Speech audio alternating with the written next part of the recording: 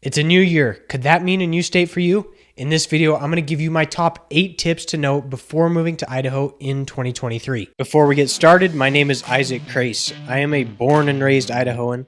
I love my state and I love sharing its treasures with everyone. I joined the family business, making me a third-generation realtor here in the Boise area. I'm a straight-shooting guy who doesn't sugarcoat the truth, and I tell it like it is. So if that's what you're looking for, you've come to the right place. My phone is ringing off the hook every single day with people just like you making the move to the gem state, and I absolutely love helping out in any way I can. But in order for me to help you, you have to reach out first. Thank you for tuning in to this week's episode because I have got a great one for you guys. I'm going to be going over my top 8 tips to know before moving to Idaho in 2023. So without further ado, let's get started with the first tip. Visit your new city ahead of time. This is an important one because I can't even begin to count the number of times that I've had clients come into the Boise area dead set on one certain particular city that's where they're going to move to. That's the perfect fit for them. And once they actually get here and we get like feet on the ground and looking at the different cities, they realize that one actually doesn't really fit them, but this other town right over here, like 15 minutes away, fits them like a glass slipper. So it's important to come check out the cities beforehand instead of just making all your decisions over the internet. And in addition to that, you actually get to see what the job market is like here in person and go through the different commutes of what it would be like living in a certain city and driving to a certain job over here. Or maybe you want to live in that city where your job is going to be. Plus, you can actually see what the cost of living is going to be like in each of the cities, from simple groceries to home prices to cost of fuel and even entertainment. Number 2, create a list of must-haves as well as a list of must-not-haves. What I mean by this is, what are some of the most important features to you in your house? How many bedrooms, bathrooms?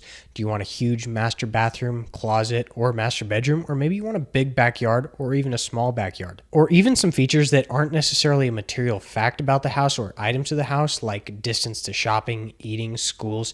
Maybe you have a dog, you want to be able to walk on the green belt, or you like mountain biking. And the same goes with the list of the must-not-haves. These are going to be your deal breakers. If a house has any one of these things that has a checkbox for your must-not-haves, you're going to be completely turned off by it.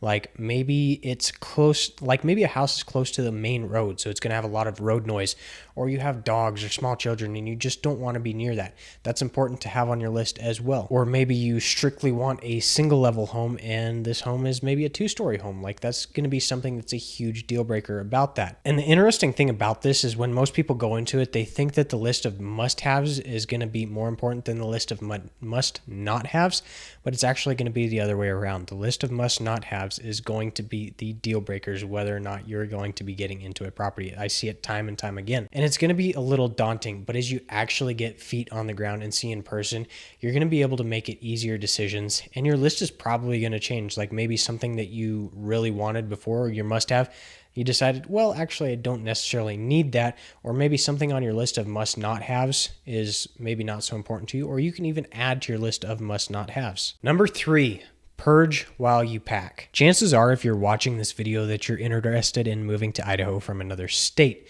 and bringing all of your stuff with you, all your belongings, just adds one more thing to the list of things to do in this huge process. So speaking from experience from many clients who have made the move, some have packed up every single thing that they had and moved it over to the state, and others took it as an opportunity to completely liquidate everything and start fresh. And one thing that I've gathered from all of these experiences, less can be more in this situation. Obviously, if you have things that are irreplaceable or family heirlooms, I'm not saying to get rid of those at all.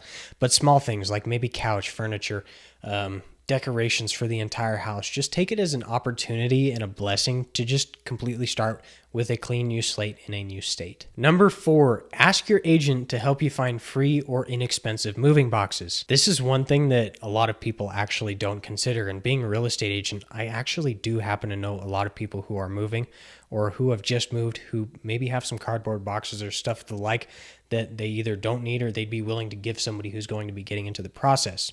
In addition to this, one tip that I always tell all of my clients is, and if you're a Costco member, you know where I'm going with this, but those black plastic totes with the yellow lids, from Costco, those indestructible totes, people a lot of times actually buy those for moving their stuff. For one, they're a lot more sturdy than all of the cardboard boxes. And once you've already moved, you can use them for storage and stuff of the like. And if you're not a Costco member, you don't necessarily need to worry about not being able to get in on this because, like I said, a lot of people have bought those Costco totes to move, and then they just decide once they're done that they don't need them anymore. So I see them for sale on like Craigslist or Facebook Marketplace, all sorts of stuff. Number 5, pack a necessities box. I'm going to add this one as well, but to pack a priority box for each person, as well as kitchen supplies, bathroom supplies, and electronics. And this is going to help you for a couple different reasons. The first one is going to be helping you get settled quicker. So when you get to your new home on the first day, you don't have to go scrambling through 30,000 boxes to find your toothbrush or your charger or some clothes. So you have to go down to the nearest store and buy something because you can't exactly find it. It's going to be things that you're going to need within the first day or night when you've moved into your house. The second reason being, if you're hiring movers or pods or any other service where you're not actually bringing the stuff with you, there could be a whole host of reasons that your luggage or things don't get to your house on the day that they were supposed to. And it acts as a safety net because then you don't have to go to the store and buy supplies that you already have, but you technically don't have because they are not here yet. So anything that you're going to be needing within the first couple days, pack those specifically in certain boxes that you're going to have with you. Number 6, plan ahead when hiring movers. Be sure to look at all your options ahead of time before you're ready to move. In this day and age, there are a ton of different ways that you can move your stuff from your old place to your new place, whether you're hiring movers to do it, or you're getting pods, or you're hauling it with your own trailer, or you're renting a U-Haul. There are definite pros and cons to each approach, so I encourage you to look at those ahead of time. And if you are going to be hiring somebody, no matter what it is, whether it's movers or anything of the like, there's quite a few things to check out, like their reviews, how long have they been in business, what their rate is, how much they charge from moving from one state to another, and then how their schedule is ahead of time, because you don't want to be getting to where you need to move and then all of a sudden you realize that they don't have any openings. So now you have to find another avenue to get your stuff. So just save yourself the headache and get that all situated ahead of time. Number 7, get connected with your new community. This is going to be one of the biggest make or break things when moving to another state. You've got to be able to get out and make new friends with similar interests. If you've already got friends or family here, then you're set. However, in my experience, the one thing that has determined whether somebody has regretted their move to Idaho or completely enjoyed their move to Idaho was the ability to make new friends. In this day and age, there are tons of avenues to meet new people with similar interests, like joining clubs or leagues or sport teams, or even Facebook groups. We have tons of those here in the Valley as well. And if you're moving here for a new job, make it a point to get to know your new colleagues, and they can be a great in for you, especially if they've been in the Valley for quite a long time. And be open to new experiences. The lifestyles and opportunities that we have here in Idaho are some that are not common anywhere around the world. So the best way to get into that change, embrace it with open arms and make friends along the way. And last but not least, get a good real estate agent. We are, in fact, great resources that help throughout the entire move from start to finish. And I'm always here to talk if you need to talk about anything from schools to entertainment to jobs to lifestyle, anything about moving to Idaho. I'm always here to talk, and I enjoy and I look forward to talking with you about it. So if you're thinking about making the move to Idaho, reach out, give me a call, send me a text, shoot me an email at the contact info down below. If you like this video, be sure to check out this one and this one.